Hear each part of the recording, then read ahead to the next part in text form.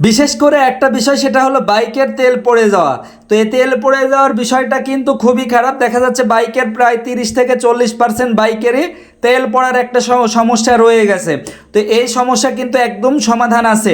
বাইকের যখন ওভারফ্লো হবে কার্বোরেটর, তখন কিন্তু ফ্লোট পিন পরিবর্তন করতে হবে, কার্বোরেটর ওয়াশ করতে হবে, ট্যাঙ্কি ওয়াশ করতে হবে। করলে কিন্তু এটার সঠিক সমাধান হয়ে যাবে এবং 100% সমাধানই হয়ে যাবে। এই বাইকের আর কখনোই তেল পড়বে না। তো দেখতে পাচ্ছেন আমরা কিন্তু কার্বোরেটরটা খুলে নিয়েছি।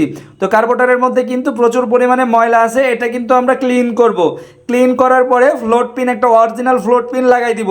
তো অনেকেই আছেন যারা হচ্ছে ফ্লোট পিন অরিজিনাল পাচ্ছেন না, তারা আমার সাথে যোগাযোগ করতে পারেন। ইনশাল্লাহ আমি সঠিক সমাধান দেওয়ার চেষ্টা করব। তো দেখতে পাচ্ছেন ফ্লোট পিনটা কিন্তু একদমই নষ্ট হয়ে গেছে, সেহেতু ফ্লোট পিনটা আমি চেঞ্জ করে দিব। ফ্লোট পিন পরিবর্তন করার আগে কিন্তু বাইকটার এই কার্বোরেটরটা একটা ওয়াশিং করে নিব। সেহেতু আমি কিন্তু পেট্রোল দিয়ে কার্বোরেটরটা ওয়াশ করব। কার্বোরেটর দুই ভাগে ওয়াশ করা যায়, একটা হচ্ছে পেট্রোল দিয়ে ওয়াশ করা যায়, আর একটা হচ্ছে DW40।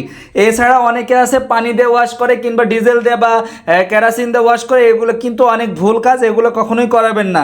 সবসময় পেট্রোল দিয়ে কার্বোরেটর ওয়াশ করার চেষ্টা করবেন। তো দেখতে পাচ্ছেন আমি কিন্তু পেট্রোল দিয়ে সুন্দরভাবে ক্লিন করে নিচ্ছি কার্বোরেটরটা। এরপরে কিন্তু এই যে ফ্লোট পিন দেখতে পাচ্ছেন, এই ফ্লোট পিন কিন্তু একদম অরিজিনাল জেনুইন একটা ফ্লোট পিন, আর জেনুইন ফ্লোট পিন ছাড়া কখনোই লাগাবেন না। তো দেখতে পাচ্ছেন এটা কিন্তু অরিজিনাল একটা জেনুইন ফ্লোট পিন। আর ফ্লোট পিন পাওয়ার জন্য আমার সাথে ইনবক্স করতে পারেন, ইনশাল্লাহ সঠিক জেনুইন ফ্লোট পিন দেওয়ার চেষ্টা করব। তো দেখতে পাচ্ছেন আমি কিন্তু এখন ফ্লোট পিনটা লাগাই দিব।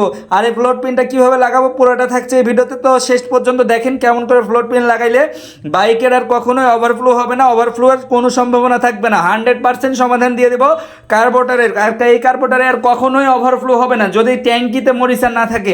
আর ট্যাঙ্কিতে মরিচা থাকলে অবশ্যই DW40 স্প্রে দিয়ে ট্যাঙ্কিটা ওয়াশ করে দিবেন, তারপরে কার্বোরেটরের ফ্লোট পিন পরিবর্তন করবেন। তো দেখতে পাচ্ছেন আমি কিন্তু কার্বোরেটরের ফ্লোট পিনটা পরিবর্তন করে দিচ্ছি। ইনশাআল্লাহ এই বাইকের আর কখনোই এই তেল পড়ার সমস্যাটা থাকবে না। এই বাইকের একদম খেজুরের রসের মতো, যখন তেলের লাইন ছাড়ে সাথে সাথে তেল পড়া শুরু হয়ে যায়, এতে করে কিন্তু বাইক আপ ডাউন করে, টপ স্পিড পায় না, বারবার বন্ধ হয়ে যায়, স্টার্টের ট্রাবল থাকে।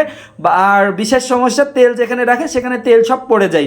তো দেখতে পাচ্ছেন আমি কিন্তু ফ্লোট পিনটা লাগাই দিচ্ছি। এভাবে ফ্লোট পিনটা লাগাবেন, কীভাবে লাগাচ্ছি পুরো ভিডিওটা আমি দেখা দিচ্ছি কেমন করে লাগাচ্ছি। তো এইভাবে ফ্লোট পিনটা জেনুইনভাবে লাগাই নেবেন, এভাবে কোম্পানিতে লাগানো হয়, এভাবে লাগাবেন। তো দেখতে পাচ্ছেন আমি কিন্তু ফ্লোট পিনটা ভেড়াই নিলাম। নেওয়ার পরে এখানে একটা নাট আছে, এই নাটটা এখন লাগাই দিব। আর এই নাট লাগানোর পরে আমি পুরোটা সেট করে দিব। তো দেখতে পাচ্ছেন নাটটা লাগাই দিচ্ছি, স্টার নাট আছে একটা। এই নাটটা লাগানোর পরে আমি হচ্ছে ফুল ফিটিং করে দিব কার্বোরেটর।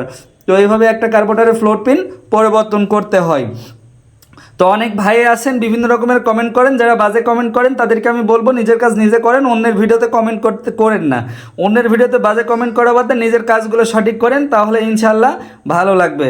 আর এই ফ্লোট পিন লাগানোর সময় বা ফ্লোট পিন লাগায় অবশ্যই সবসময় চেক করে দিবেন ফ্লোটের তেলটা সঠিক আছে কিনা।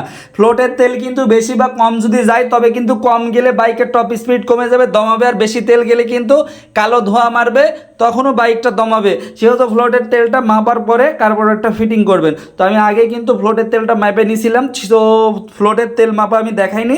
পুরো কার্বোরেটরটা এইভাবে ফিটিং করে দিবেন। দেওয়ার পরে কিন্তু জাস্ট কার্বোরেটরটা লাগাই দিলে, সেট করে দিলে ইনশাল্লাহ সঠিক সমাধান হয়ে যাবেন।